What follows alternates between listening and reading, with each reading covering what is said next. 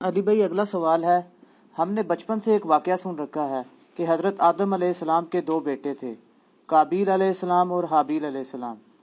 ان دونوں بیٹوں کا کسی بات پر اختلاف ہوا تو قابیل نے حابیل کا قتل کر دیا اور وہ انسانیت کی تاریخ میں پہلا قتل تھا۔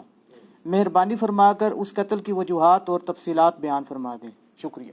دیکھیں جی، یہ لوگوں کے لیے بڑا انٹرسٹنگ واقعہ ہے، اور یہ وہ واقعہ ہے جو کہ کامن ہے بنی اسرائیل اور مسلمانوں کے درمیان۔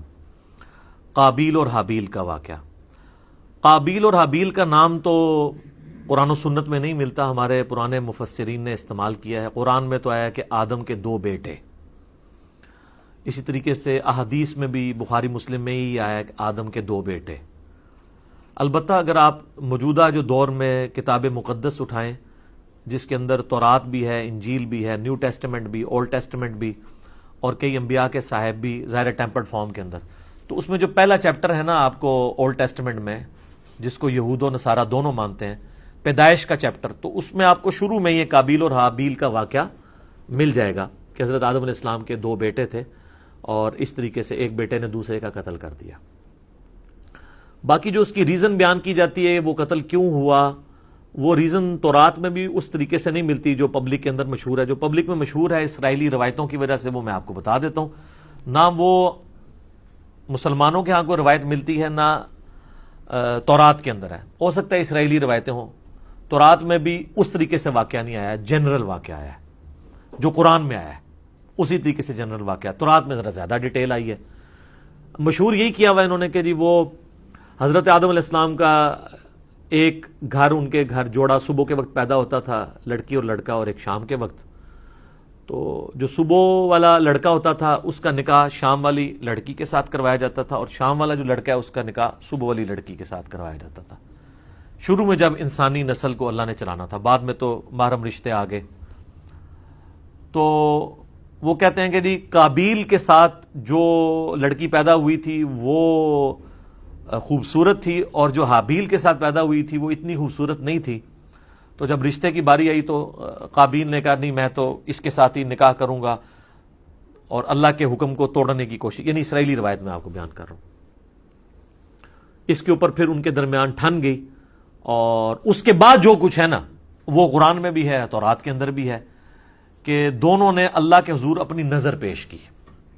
یہ آپ کو پورا واقعہ جو ہے نا سورۃ المائدہ کے اندر آیت نمبر 27 سے لے کر 32 تک مل جائے گا، وہ آپ پڑھ لیجئے گا۔ سورۃ المائدہ آیت نمبر 27 سے لے کر 32 تک۔ تو تورات میں یہ ملتا ہے کہ جو قابیل تھے وہ کھیتی باڑی کرتے تھے زمین میں، اور حابیل جو ہے وہ بھیڑ بکریاں چڑھایا کرتے تھے۔ تو دونوں نے کہا ٹھیک ہے، ہم اللہ کے حضور قربانی پیش کریں گے، جس کی قربانی قبول ہو گئی نا اس کا موقف صحیح ہوگا۔ تو جو کسان تھا ظاہر ہے اس نے اپنی کھیتی پیش کرنی تھی، اس نے وہ اللہ کے سامنے پیش کی، اور حابیل جو تھا اس نے جو بھیڑ بکریاں یا کوئی مینڈا جو پالا تھا وہ دے دیا۔ وہ کہتے ہیں وہی مینڈا تھا جو اللہ نے اٹھا کے رکھ لیا، اور بعد میں حضرت ابراہیم علیہ السلام کے لیے وہ جو حضرت اسحاق کے لیے نازل ہوا بقول ان کے، اور ہمارے نزدیک حضرت اسماعیل کے لیے وہی مینڈا اتارا گیا تھا۔ تو سورہ آل عمران میں بھی آتا ہے کہ اگلے زمانوں میں بنی اسرائیل میں یہی ہوتا تھا کہ اللہ تعالیٰ قربانی اس طرح قبول کرتا تھا کہ آسمان سے ایک بجلی گرتی تھی، آگ کھا جاتی تھی۔ جس کو آگ کھا جائے یہ قبولیت کی دلیل، یہ سورہ آل عمران میں ملتا ہے۔ ایون مال غنیمت وہ جنگوں میں جو لوٹتے تھے نا، وہ لا کے رکھتے تھے، آگ آگے ختم کر دیتی تھی۔ اس لیے بخاری مسلم میں آیا نا کہ اللہ نے میرے لیے جو ہے وہ مال غنیمت حلال کر دیا جو اگلوں کے لیے نہیں تھا۔ اس امت میں آپ خود بھی یوز کر سکتے ہیں وہ مال غنیمت۔ تو وہ آسمان سے آگ آئی تو اس مینڈے کو اٹھا کے لے گئی، اور کھیتی کو کچھ نہیں کیا۔ تو یہ اس بات کا ثبوت تھا کہ قابیل کی قربانی قبول نہیں ہوئی کھیتی والے کی، اور حابیل کی قبول ہو گئی ہے۔ تو اب تو اتنی بڑی دلیل دیکھنے کے بعد، لیکن آپ کو پتا ہے دل بے ایمان تے حجتاں ٹیر، جب دل میں بے ایمانی ہو تو پھر کئی ایک حجتیں۔ تو قرآن یہ بتاتا ہے کہ اے نبی علیہ السلام ان الفاظ کے ساتھ، ان کے سامنے میں چلیں وہ موٹے موٹے آپ کو عربی کے بغیر ہی نا ڈائریکٹ ترجمہ کر دیتا ہوں تاکہ ہمارا ٹائم بچ جائے، کہ جو اللہ تعالیٰ نے الفاظ استعمال کیے ہیں اس واقعے کے اعتبار سے۔ ہاں جی، اعوذ باللہ من الشیطان الرجیم، بسم اللہ الرحمن الرحیم۔ وَاتْلُ عَلَيْهِمْ نَبَأَ ابْنَيْ آدَمَ بِالْحَقِّ، اے نبی علیہ السلام ان سے بیان کرو آدم کے دو بیٹوں کا واقعہ حق کے ساتھ۔ آگے میں اس کا صرف ترجمہ پیش کرتا ہوں۔ جب دونوں نے قربانی پیش کی اللہ کے حضور، اللہ نے ایک کی قبول کر دی، دوسرے کو کی قبول نہیں کی، تو وہ غصے میں آ کے اس نے کہا میں تمہیں قتل کروں گا۔ تو اس نے کہا کہ اللہ تعالیٰ صرف پرہیزگاروں سے ہی قربانی قبول کرتا ہے، اور اگر تو نے مجھے قتل کرنے کے لیے ہاتھ بڑھایا تو میں اپنا ہاتھ تجھے قتل کرنے کے لیے نہیں بڑھاؤں گا، کیونکہ میں اللہ سے ڈرتا ہوں جو تمام جہانوں کا پالنے والا ہے۔ میں چاہتا ہوں کہ تو اپنے گناہ کا بوجھ بھی اٹھا اور میرا بوجھ، یعنی مجھے قتل کرنے کا بوجھ بھی تیرے اوپر پڑ جائے اور تو دوزخیوں میں سے ہو جائے، اور یہی ظالموں کی سزا ہے۔ یعنی تو ایسا ظالم ہے کہ تو نے اللہ کی بات نہیں مانی، تو میں تو چاہتا ہوں کہ تیرے ساتھ یہی ہو۔ تو اللہ تعالیٰ ماتا ہے کہ اس کے نفس نے اسے ابھارا کہ اپنے بھائی کو قتل کر دے، پھر اس کے بعد وہ پھر خسارہ پانے والوں میں سے ہو گیا۔ پھر اس کو یہ پتہ نہیں چل رہا تھا کہ میں لاش کیسے سنبھالوں، کیونکہ اس کے پیچھے یہ انسانیت کا پہلا قتل تھا۔ بخاری مسلم میں حدیث ہے جب بھی کسی کو ظلمن قتل کیا جاتا ہے نا، تو آدم کے اس بیٹے پہ بھی اس کا وبال پڑتا ہے، کیونکہ اس نے وہ بات شروع کی تھی۔ جو بدعت شروع کرے گا اس کے اوپر بھی وبال ہوگا، اور اس کے اپنے وبال میں بھی کمی نہیں آئے گی جس نے یہ کام کیا۔ تو اللہ تعالیٰ نے ایک کوے کو بھیجا، اس نے زمین کو ریدی تو اسے پتہ چل گیا، اور وہ یعنی اسرائیلی روایتوں میں ملتا ہے کہ کوئی کوا تھا وہ مرا پڑا تھا، تو دوسرے کوے نے اس کے لیے زمین کھودی اور اس کو اس میں پھینک دیا، تو اس سے ان کو آئیڈیا آیا کہ میں اپنے بھائی کی لاش کو دفنا دوں۔ اس سے پہلے تو پریسیڈنٹ کوئی نہیں تھا۔ تو جو لوگ احادیث میں آئے ہوئے واقعات کا مذاق اڑاتے ہیں تو ہم ان سے کہتے ہیں قرآن میں تو آج تک ہم نے فزیکلی ایکسپیرینس میں تو کبھی کوے کو دوسرے کوے کو دفناتے ہوئے نہیں دیکھا۔ یہی واقعہ اگر بخاری مسلم میں ہوتا ہے، انہوں نے مذاق اڑانا تھا، تو وہ کہیں گے نہیں یہ اسپیشل کیس تھا، اللہ نے سکھانے کے لیے کیا تو اللہ کر سکتا ہے، معجزہ ہے۔ تو پھر اس طرح کے جو واقعات بخاری مسلم میں آتے ہیں وہ بھی معجزات کے طور پہ ہوتے ہیں، ان کا مذاق نہیں اڑانا چاہیے۔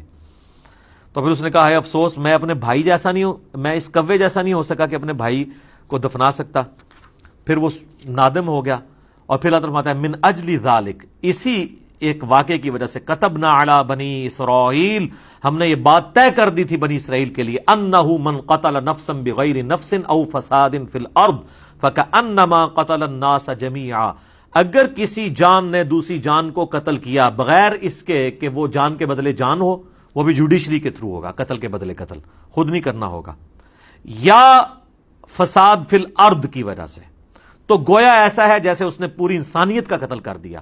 وَمَنْ أَحْيَاهَا فَكَأَنَّمَا أَحْيَا النَّاسَ جَمِيعًا، اور جس نے کسی ایک انسان کی بھی جان بچا لی گویا اس نے پوری انسانیت کی جان بچا لی۔ یہ وہ حصہ ہے جو ڈاکٹروں نے ہاسپٹلس کے باہر لکھا ہوتا ہے، اور اندر جو ہے وہ آپ سے ہزاروں روپے ہتھیارے ہوتے ہیں، جی ایک جان کو بچایا تو پوری انسانیت کو بچا لی۔ الا ماشاءاللہ ڈاکٹر ہم سے ناراض ہو جاتے ہیں جب ہم مولویوں کے بارے میں بولتے ہیں، اس وقت نہیں ناراض ہوتے۔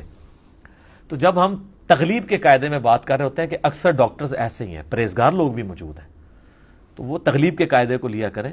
جب ہم علماء پہ بات کرتے ہیں تو وہ بھی کیٹاگوریکلی جب کرتے ہیں اس پہ آپ خوش ہوتے ہیں، تو وہ بھی ہم سارے علماء کو نہیں کہہ رہے ہوتے، اکثریت کی بات کر رہے ہوتے ہیں۔ تو یہ وہ اللہ تعالیٰ نے فرمایا کہ یہ آدم کے بچے کا جو قتل تھا، اس کے بعد ہم نے یہ طے کر دیا کہ ایک انسان کا قتل بھی پوری انسانیت کا قتل ہے، ایک انسان کو بچانا پوری انسانیت کو بچانا ہے۔